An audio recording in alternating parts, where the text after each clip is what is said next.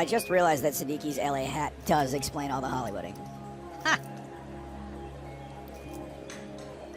Next thing you know, he'll be passing out headshots, having a power lunch. What's a power lunch? It's like where you have like a meeting at lunchtime, try to network. Is that what you do? How's that going? Well, I'm here. He's had some nice lunches. Very expensive lunches, which Absolutely. he's had to pay for. They pay for the lunches? If you're the person on the low end of the totem pole, you're supposed to offer. So do you offer and just pray that they say no? Pretty much. I got it. You're like, oh, I got this. I'm like, I didn't know you could have lobster for lunch, but here you go. It's a blue card. Do you accept blue? And number 13 will be Brian Kaufman, first to act. The antes are in, the blinds are posted. I tell you, it's rare to see the chip stacks so close. I mean, from first all the way to fifth right now, just a 14 blind separation, and then of course you have Siddiqui at the bottom with 11. Really, creates some interesting dynamics where everyone's like, I don't want to be the next one to go. Daniel's played a lot of poker. James and I have watched a lot of poker, and what tends to happen in these situations is no one wants to go out first, but when it starts happening, it's bing, bing, bing, and then we've got some pretty decent sized stacks. Bing, bam, boom. That's right, a battle ensues. Bada bing, bada boom. You get a mini bust out bonanza. Hey. Sorrentino has raised here with King 9. He's made it 525,000. Siddiqui finds himself dominated once again. So Sorrentino's really, he's taking advantage of what he's seeing. You always have to be perceptive as a poker player. He notices, you know what? People are playing really tight right now. So I'm going to go ahead and steal. I'm going to pick up 2 big blinds. I'm going to pick up the blinds and antes and keep pushing them around. If they pick up a big hand and raise me, fine, I'll just fold. But I'm going to be the table captain.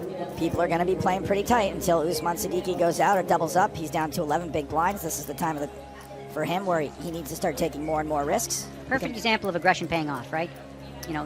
Doesn't seem like a big deal. He just took up the blinds and antes, but at this point, that's very valuable. It allows him to, create some separation between him and the rest of the field. Hashtag PokerStars TV for your questions and comments. Gerard gets back in touch. He says, I wish there was more chatting and banter between the players, and I'm sure Daniel would as well. The thing is, it's very hard to be bantery when you're playing for such big sums. These guys want to be focused. I wonder what language. They all speak a different language, well, right? that is also true. I mean, I think most of them speak English, but at the same time, and this is something to put into context as well, this is day 6 of 6, and the last 3 days, and we know because we followed the action, have been 12-hour days. I imagine these guys are now pretty exhausted, and they need to be on their A game. They need to stay sharp. I think it's just a personality thing. I think if you have a couple players there that are comfortable and they're chit-chatty normally, they will continue to be. But you're right. At the final table, the level of intensity increases. The chit-chat kind of takes a back seat to focus. You can't expect people to be super comfortable playing for 1.4 million euros. Right, and obviously these guys are all players who put up their own money to enter this event. They're not professional entertainers, right? They're not responsible in terms of their view of like, I don't have to put on a show here. I'm here to do what's best for me, which is win this tournament. And if that means wearing a Miami Dolphins scarf around my face, so be it. I like that yesterday. I don't know if you saw yesterday, he had the man bun going. He's gone a little. Don't you think it looks better? I do, Daniel. Let it fly? Yeah. Just have a theory. I don't like man buns, but it's more of a gluten thing for me. I just have a theory that anyone wearing a man bun, you could come up with a style that probably looks better. Maybe I'm wrong. Sorensen has raised from the small blind. It's a sizable raise, 875,000. I mean, have you ever wore a man bun? I would imagine it would hurt too, no? Stressful. Eventually have, some... Painful. Yeah. Give you headaches. Or just painful from all the dirty looks people give you.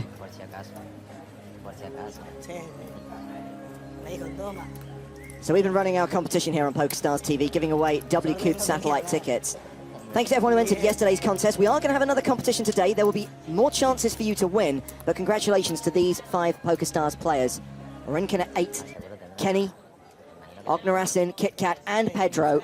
You will all receive $55 WCOOP satellite tickets, and you will go into the big draw to win a Prague package. You could be playing in the National Championship event in Prague just before Christmas. So details of today's contest coming soon. Break me off of that piece of that PokerStars prize. Action here on Andre Akari. Ace-King. Well, this is a spot where Andre's hoping to get some action, specifically from a hand like Ace-Queen, Ace-Jack, or even, someone with Ace-9 who just decides enough's enough. Siddiqui doesn't need too big of a hand to get in. That's not going to do it. So Andre's made it 550,000. All right, minimal Hollywood. Nothing problematic there. Sebastian Sorensen on the button. Passes. Brian Kaufman is the small blind in this hand. He folds the 9-5. Raffaele Sorrentino is in the big blind. Pretty easy fold so far. Sorrentino has pocket threes. 550. Well, this is a spot where I think Sorrentino's just going to call. A hand like 2 3s, it's usually pretty easy to play after the flop, right? If you catch a 3, bingo, you're in great shape. If you don't catch a 3, there's usually overcards, and it's a pretty easy fold most of the time. No set, no bet. There you go. Now, they're a little too deep, meaning you're looking at the chip leader and second chip leader. It's a little too deep to get it all in before the flop. But if the flop comes like King 8-3, that could be the end of Andre. This is one of those flops Daniel was talking about. Should be pretty easy for Sorrentino to get away from. 3 overcards. He does not even have a spade in his hand. Yeah, you've got 2 red 3s. It comes like that. No big deal. Easy fold. Even if you get bluffed occasionally, so what? Continuation bet from Andre Akari. He raised before the flop. He bets the flop. 475,000 into a pot of 1.375 million and a fold from Sorrentino. Andre shows the ace-king. You know, in my opinion, I'd rather, when I have 2 red 3s, have the flop come like that than it come like King, Jack, 3. Excuse me, not 3, sorry. Excuse me. King, Jack, 4, let's go with that. Yeah, exactly. So still pretty tight at the top between Akari and Sorrentino. Andre with the slight lead right now. Osman Siddiqui still the low man at the table. 11 big blinds, 45 minutes left to run on this level. What I was trying to say there, them flopping some kind of draw, like some kind of, you know... Like a Jack 9-6 board or something. Just something where, like, you maybe can convince yourself to call one time, you know, when it comes like 2-4 or something, you know, and you're like, oh, I can pick up a straight draw on the turn. Maybe I'd say they don't have definitely it. for, like, you know, for beginning players and novice That's players. me, obviously. Yeah, that, you know, that can be, there can be a lot of tough spots with those small pairs to Yeah. continue. As you get more experience and you know what flop textures are good for the hand. Like, if it comes 3, like deuce, deuce, 6, that's a pretty good flop for 2 3s. Because if your opponent raised before the flop, that means he either had Yeah, you that's beat the flop already. I don't want. Well, that's a decent flop. I believe you. Don't get me wrong. It's just I'd rather have like a fold. easy. I can be I confident either about. want to flop quads, Yep. 4 of a kind, or nothing. See ya. Yeah. Joe, that's what we call, it's a new term I'm going to give you. It's called exploitable. Yeah. Siddiqui just not getting the cards right now. Jack 4, that goes in the muck.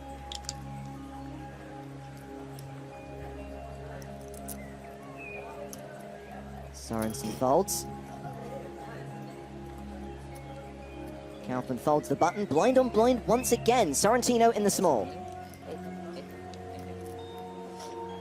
Now, we saw Sorrentino just call in this position last time, and I would suspect he's probably going to do the same thing this time. But I think fold's out of the question. He's not the kind of guy that's afraid to, you know, go for it here. So it's either a call or raise, and I'm guessing call. Sorrentino calls, so the option is with Lachazar Petkov, who mainly plays heads-up sit and goes and $100 spin and goes online. He did come 62nd in the PokerStars Championship event in Macau earlier this year. Daniel, Jack 9. You just take a flop here, or do you? Yeah, this is one of those things where it plays pretty well. I think the dynamic with Siddiqui having just 11 big blinds right now, it's kind of handcuffing people from making, like, bold moves. And this is another spot here where, like I said before, the player who wants it more is going to win it. Sorrentino flopped the straight draw. He can catch an 8 for a straight. Petkov, absolutely nothing. The question is Sorrentino going to bet here? I think so, yeah. Which, if you're Petkov, you got to say, I don't know, man. You're trying to tell me you have an ace and you just limped in there? But What can he do, though? You just have, yeah. You can bluff, but probably wait for a better situation. So Sorrentino, with the worst hand, you saw he was only 25% to win, right? Now it's 100% because he showed aggression. And that's the common theme in the last 30 minutes of what we've seen from Sorrentino. A willingness to be more aggressive than his opponents. Robert Needham tweets to say, I've just read an email confirming I've got tickets for Poker in the Ears Live. See you guys at the Hippodrome. Don't know if you heard about this, Daniel. To celebrate our 100th episode, we're going to do the podcast live on stage at the Hippodrome in London's West End to an invited audience. We're going to have a poker tournament afterwards, giving away tournament tickets. Should be a lot of fun. Sounds like a lot of fun. You know what I just realized? We're going to be performing in the same building that huge musical acts have performed in over the years. Tuesday, the 26th of September. If you are a UK player, you can get your tickets for free via the reward store on PokerStars. Can I name any of those acts off the top of my head? No. But I'm going to say the Rolling Stones, maybe? So now Siddiqui, right? 11 bigs, queen 10 offsuit. Doesn't look like a great hand, but look at the garbage he's been getting before that. 6 deuce, jack 4. He's looking at this hand thinking, man, I might not get a better hand than this. So this could be a situation where he decides to... He's only got one move right now. It's just all in or nothing. And this is a situation that's pretty close. You could argue both sides. I think because of the chip stacks sitting the way they are, I like an all-in. I like going for it. Gamble it up. Our opponents are playing pretty tight. You know, they're not going to. For example, Sorensen wouldn't have called with Jack 9 suited. I think he would have got away with it. That's just my feeling. Well, we're gonna see. We're gonna see all these hands. So a hand like Jack 9 suited, right? I'm surprised he's playing very tight. We saw him fold King Deuce suited in the cutoff, Jack 9 suited now. So Sorensen clearly dedicated to waiting out Sadiki before he opens up his game. Kaufman probably would not have called with King 9 either. Nope, so far we were clear. Well, he's raised it to 525,000. Petkov is in the small blind. He's got Queen Jack. That could have played. I don't think so. Probably not. But it's suited. So now you're sitting there, you're Petkov, and you're sitting on a 31 blind stack. You're up against Kaufman, who we saw play jacks very carefully. So you wonder, like, what am I going to do here? And I think a lot of options available. You could flat, you could fold, you could decide to raise it. But if you raise it, you're putting yourself in a really bad spot if he moves all in. Does just calling give away your hand strength a little bit? I think from a little bit. blind? I think a little bit.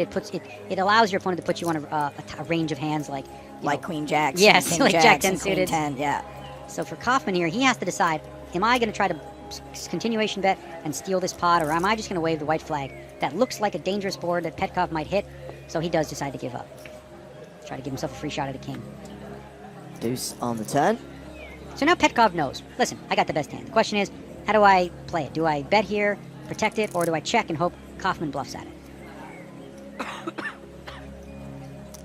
I'm leaning on the side of bet. Yeah, I think bet because we saw Kaufman, play those jacks so carefully.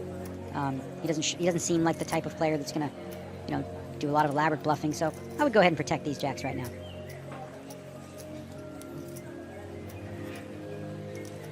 $650,000.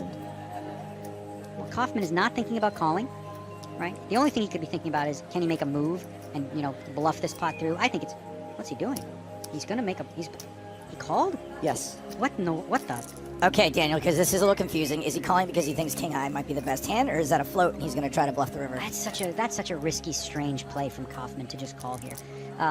I can't imagine he thinks King High is good. When Petrov calls in the small blind, he represents a pretty strong range. Now the aces come. This is an interesting card, though, right? Because Petkov might be a little bit worried. He might check, and then Kaufman can legitimately bluff at this. If Petkov checks here, Kaufman must bluff at this ace.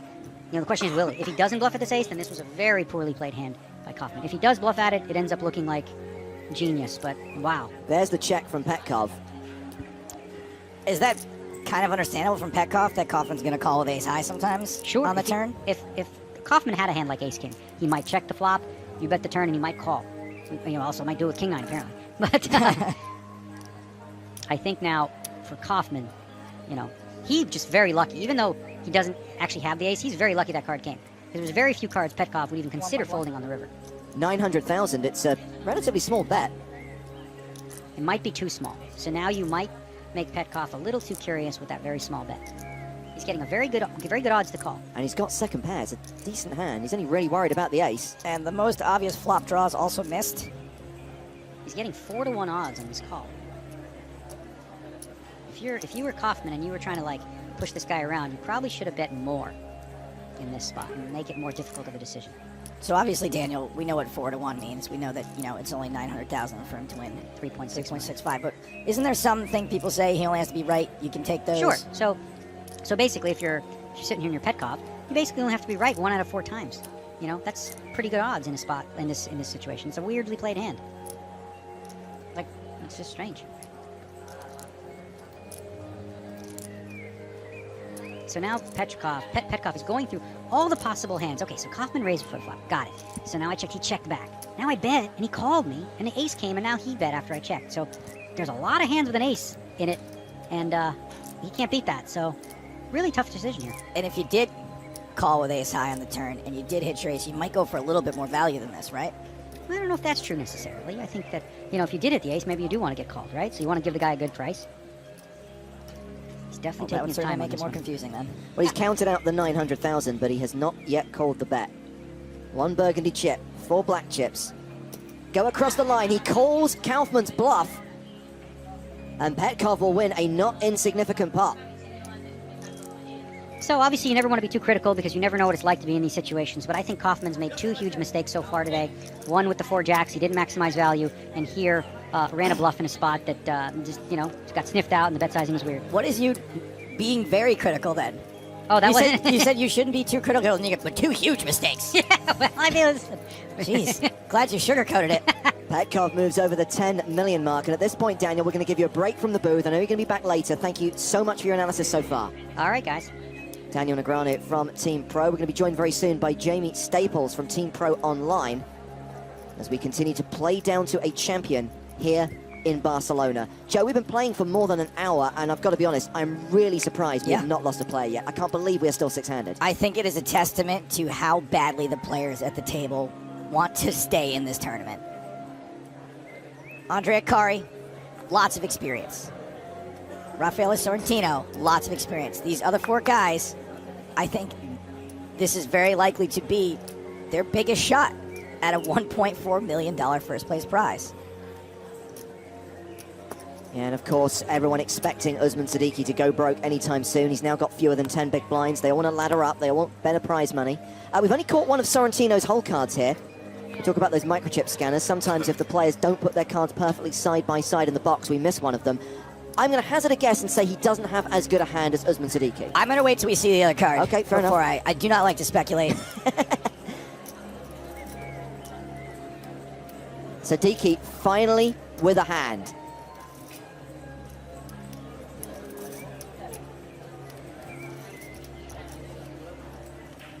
The best possible starting hand in Hold'em. Pocket aces.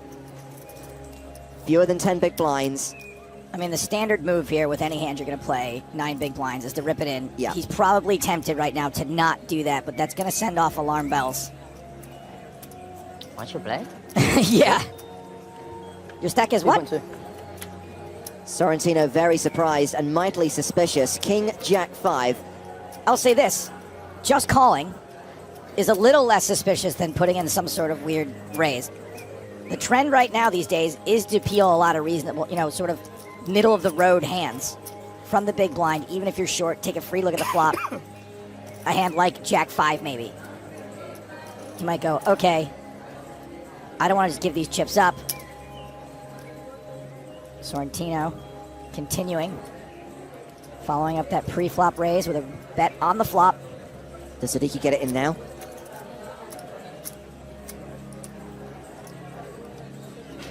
Trying to control his breathing.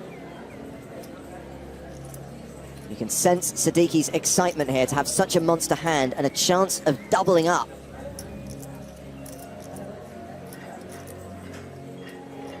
I think when he dwells this long, it's better to move all in. I think he can really convince himself, convince Sorrentino. Look, we don't know what Sorrentino's other card is, but if he's thinking in his mindset, I have a 5. What do I do with it? What do I do? You know what? I'm just going to rip it in with the 5 here. That's something you would consider for a long time. Wow, he just calls. Just call. I don't know in what conceivable universe that he just calls with a bad hand. And improves to top set on the turn. Sorrentino may very well have diamonds. This could be pretty interesting here. He may well have another wheel card, a.k.a. ace 2, 3, 4, 5.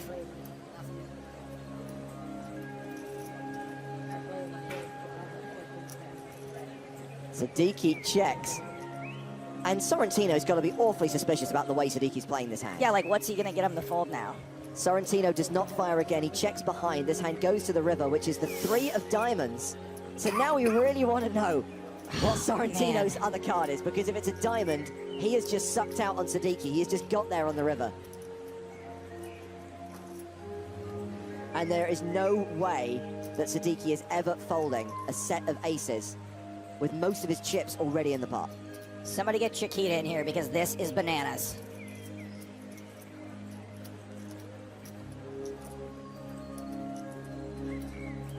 I don't think he will risk letting Sorrentino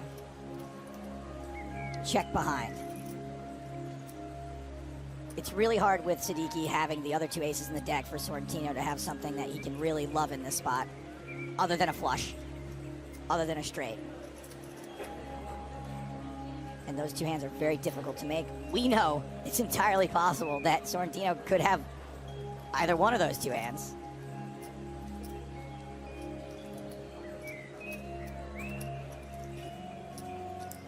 And he's not moving all in.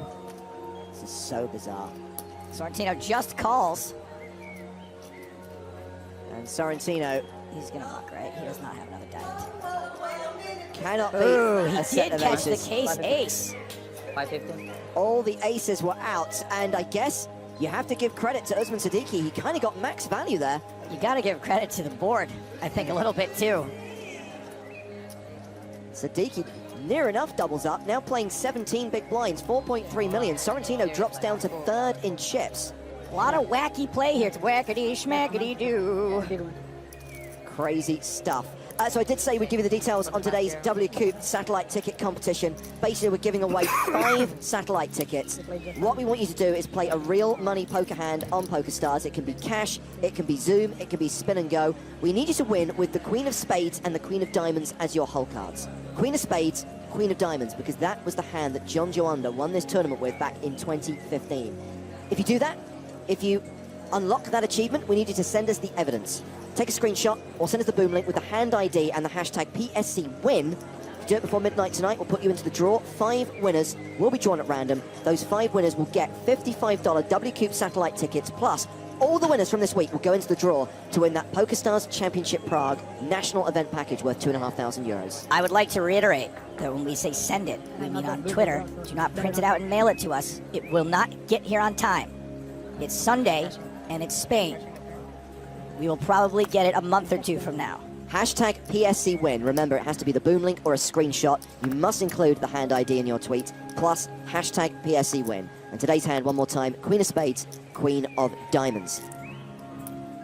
So hand 19 of the final table in this huge main event. 6 players remaining from the 1,682 who started. Action starts with a raise from Lachazir Petkov. The Bulgarian has ace-6 offsuit, and he's made it 525,000.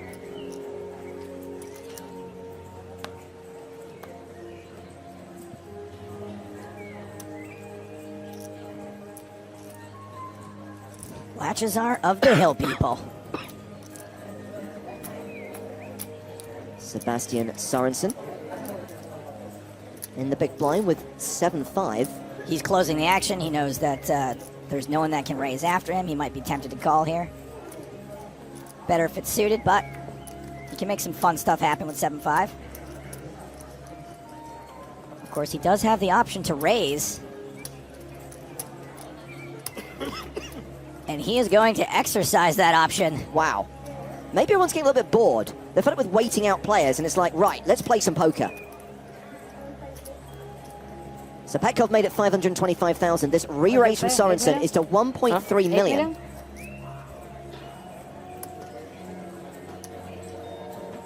I mean, this is a pretty good read from Sorensen. And, hey, this could be an even better read by Petkov.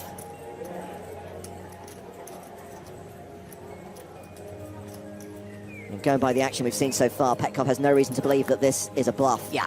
I don't blame him for folding a6 there. So, a strong play by Sorensen. Hovering around the 9 million mark, 4th in chips overall with roughly 35 big blinds. Still 26 minutes to run on this level until the blinds go up. Usman now up to 20 big blinds and pretty much tied with Brian Kaufman on the leaderboard. Our next guest commentator in the booth, a member of Team PokerStars Pro Online. You've seen his Twitch streams, you've seen his vlogs on YouTube. He is Jamie Staples. How's it going, guys? Final table hype. Absolutely. Still 6 players, Jamie. Somehow we played this long without an elimination. The last time I was here, Andre Akari had about 7 big blinds. Well, he went down to 5 big blinds. I'm so excited. You actually said he was going to find the queens and double up. It was kings. Kings. So way to be Oh, wrong, shoot. idiot. Missed it. Well, talking of pairs, pocket 6s here for Usman Siddiqui. Andre Akari has raised to 550,000 with Jack-8 of spades. Siddiqui with a 20 big blind stack, Jamie. What would you be doing here with 6s? I would be shoving here. It depends on, is Akari playing aggressively? In 6s is really quite a borderline hand.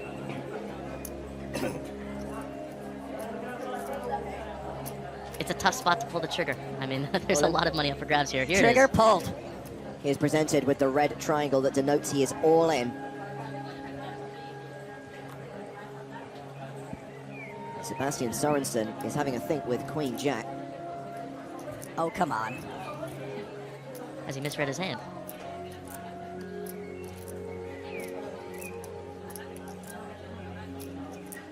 I do think it's perfectly reasonable for everyone to think about every decision and just, even if you know what you're going to do right away. Wow. Whoa. Not much thinking required when it's ace-king suited. Reshove from Brian Kaufman with the ace-king.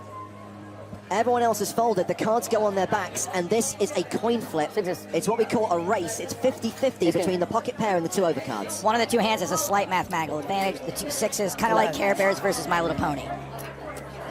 So just to be clear, the triangle is against Siddiqui.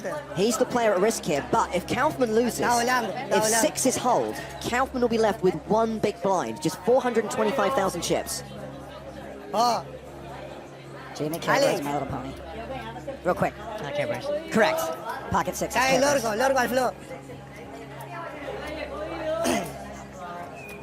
Five cards to come. No ace or king on the flop. There is a club. So Kaufman looking for an ace or a king or running clubs. Second service, Spence. Second service. There's a king on the turn, and now Usman Siddiqui has 1 foot out of the door. He will be eliminated in 6th place unless he hits a 6 on the river. He has 2 outs. It's got to be the 6 of clubs or the 6 of spades, or we're down to 5. Queen on the river, he is out. He cashes for 252,000 euros. The last remaining Brit is gone. 5 players now remain. Usman is Utman. And Brian Kaufman has gone from 5th on the leaderboard to top of the leaderboard. He's now the chip leader with 11.6 million. And that changes the dynamic here quite a bit. Everyone was waiting for Siddiqui to go out. Well, that's happened now. There is no more legit short stack anymore. There's a short S stack, belongs to Sebastian Sorensen, but there is no player that you can just sit back and wait for now. These guys are going to have to play some pots. This is going to be super interesting. No clear leader. I expect someone to break out of the pack in the next hour. So finally, the first elimination of the day, and it will not be the last. And by that, I mean over the course of the next 15 minutes towards the end of this level, and during the course of the first half of the next level, expect to see more bust-outs. Look at that. Kaufman and Akari with between 40 and 45 big blinds. The other guys, all around the 35 to 39 big blind mark. It's very close. And yes, the blinds will go up in 16 minutes' time. We'll take our first break of the day, and then when we come back, the blinds will be up. Thank you. No bad, right? No bad. Too bad. And despite the fact that Daniel Negreanu said Brian So Kaufman you're made playing 2 without huge that. mistakes so far in this tournament, he is at the top of the leaderboard.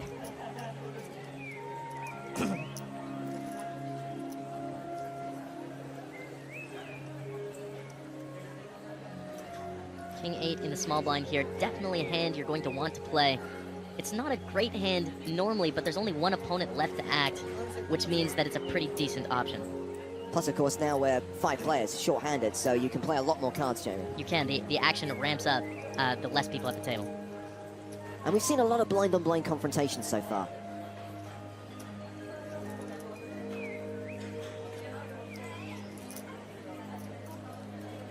Well, Sorrentino decides to just call. Petkov with the option in the big blind. You can check, see a free flop, or you can raise. Jack-9 of diamonds is probably my favorite starting hand, after aces, obviously. It's such a pretty holding. The weird thing is Jack-9 of diamonds is James' favorite starting hand. Jack-9 of clubs, his least favorite. It's bizarre. There's no real rhyme or reason to it. So Petkov decided to check, and he's paired his 9 on the flop. He's an 84% favorite here. Sorrentino has what we call backdoors, running cards to make a straight, running cards to make a flush. I like a bet here if you're Petkov. I think it's really likely Sorrentino would have bet a 10 on the flop, limping pre-flop. It's good to get some protection and not let that free king come off that can sometimes punish you. It's always good, isn't it, when the exact card you want that illustrates the point you're making comes on the turn. Petkov didn't bet for protection. As a result, he gave Sorrentino a free card. Sorrentino is now a 4-1 favorite with a pair of kings and is now betting 250,000. Not a lot Petkov can do here. Third pair, but that is likely the best hand usually in this situation. Plus, he has a gut shot to go along, so queen would make a straight. Just to spot the call and see the river.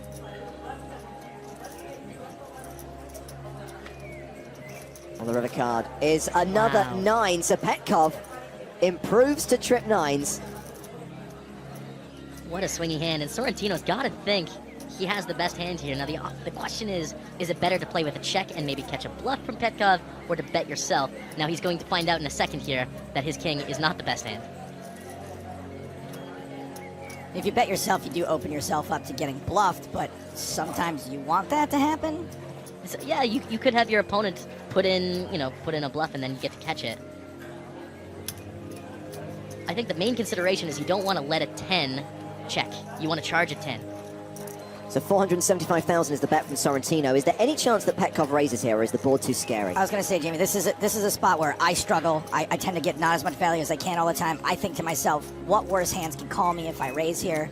I do think a king will call sometimes, but, you know, there's straights out there, a pretty conceivable straight with queen jack. There are better nines. I think it's a spot where a 9 can raise. The most obvious draw missed, which means that there's more weaker hands that are possible to bluff So with. you can wrap a busted flush draw here. Absolutely. And I think there's even some worse 9s. We have to remember that in the small blind, Sorrentino's going to be playing quite a lot of hands. So it's not only going to be better 9s in this situation, sometimes there's going to be worse 9s. Okay, good point. A lot more worse nines exist. And there is the raise from Petkov.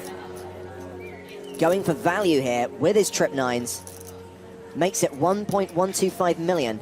And Sorrentino has to decide whether to call here with top pair. It's a tough one. The 8 of spades in Sorrentino's hand is not good for him. It blocks the sorts of hands that he wants Petkov to bluff with. So he's hoping that Petkov has an 8-7 of spades that didn't get anything on the river and needs to bluff to win. He has the 8 of spades, making it not possible.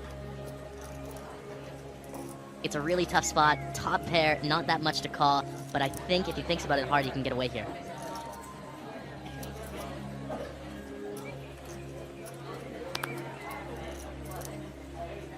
Sorrentino has looked back at his cards.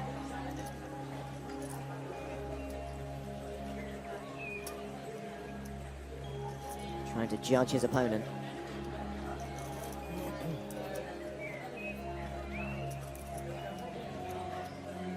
Looking for physical tells, obviously, but also thinking to himself, are you capable of bluffing in this spot? And he comes to the conclusion that you are bluffing here way less often than you are making a value raise, and pitches them into the muck. That's a good pull.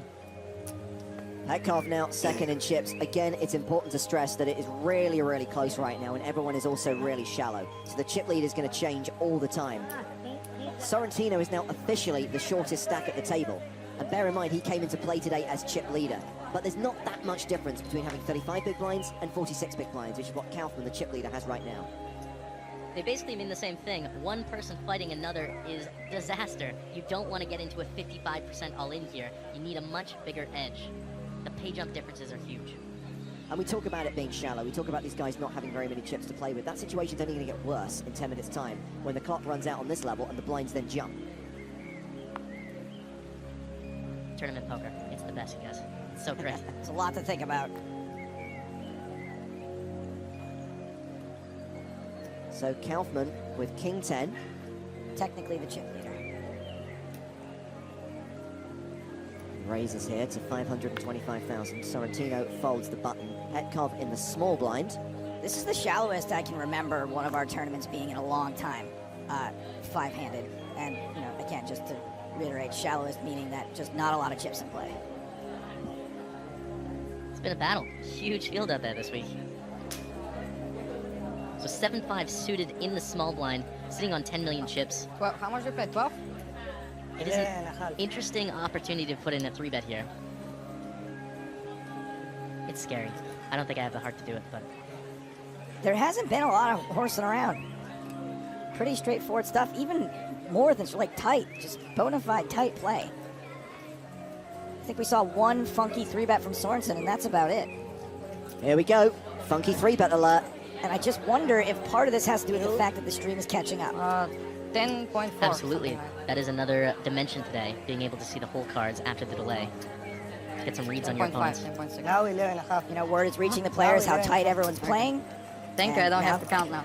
They're opening their game up. It's okay. The re-raise gets through. Kaufman, by the way, online qualifier from Uruguay, exclusively a tournament player, made it to the final table a few days ago of the biggest live tournament in PokerStars history, finishing 8th in a field of 4,557 entries. That was the PokerStars National Championship here in Barcelona.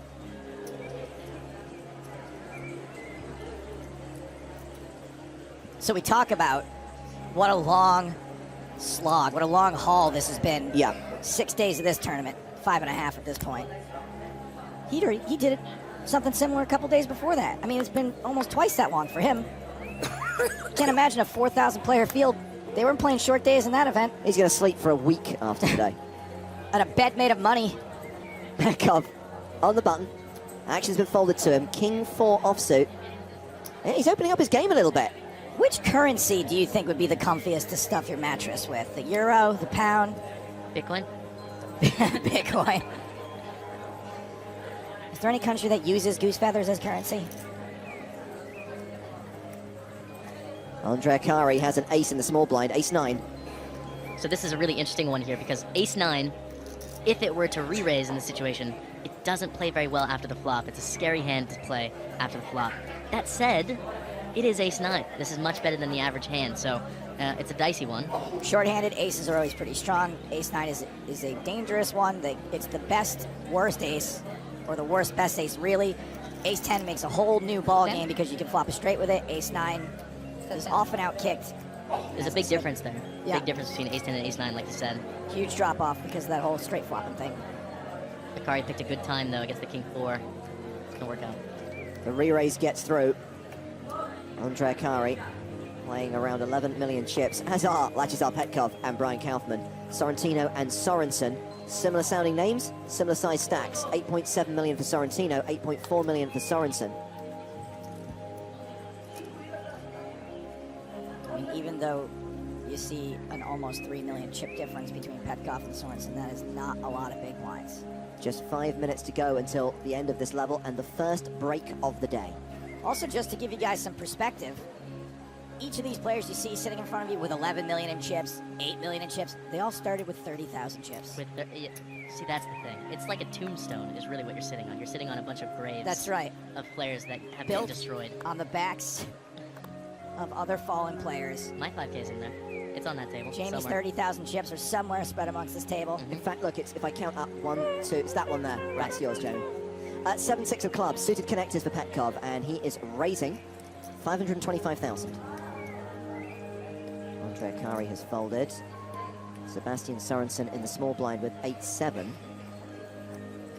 Finkel's Einhorn. Einhorn is Finkel. Okay. This is pretty weird.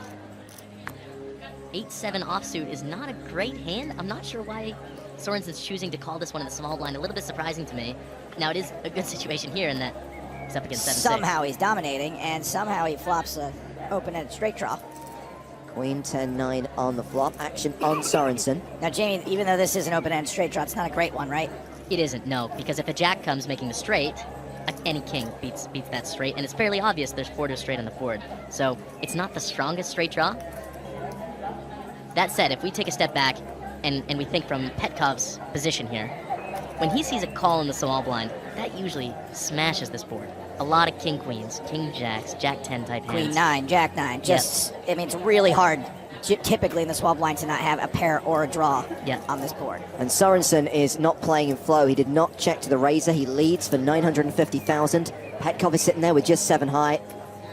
Pretty easy fold. That was a move. That's what Sorensen just did. He pulled a move, straight up. I think that move, I mean, you're going to get better hands to call most of the time, though. And it doesn't look like we're going to squeeze in one more hand. The clock has ticked down to 0, and it's time for the players to take the first break of the day. Well, that was a decent session. We saw some very interesting action, but crucially only one elimination. When we come back, the blinds go to 150,000, 300,000. Look at the big stack.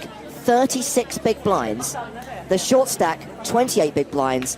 Pretty close and incredibly shallow. So expect to see more eliminations when we come back from the break and those blinds go up. The next session is going to be around 2 hours and 15 minutes of continuous action as we continue to play cards up towards a champion here in Barcelona at the PokerStars Championship main event.